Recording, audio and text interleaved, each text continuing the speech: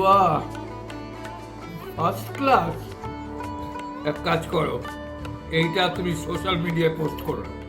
এই রেসিপিটা সিক্রেট রেখে একটা দোকান খুলে ফেলো, দুদিনে রমিয়ে চলবে একেবারে।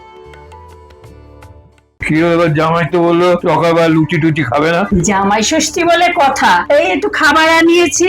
এটাও তো ফাস্ট ফুড, তার চেয়ে তুমি ওই আম দিয়ে ছাতুর শরবতটা বানাও না, খেতেও ভালো হয় আর স্বাস্থ্যকর হবে, আর আমাকে একটু দিও। হ্যাঁ, করলে তোমাকে দেব।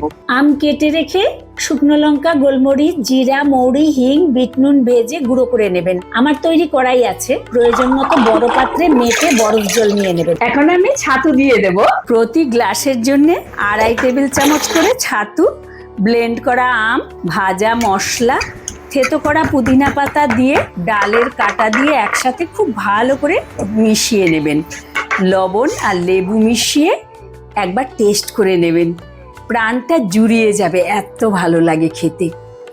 বরফ আর আম কুচি দিয়ে পরিবেশন করুন।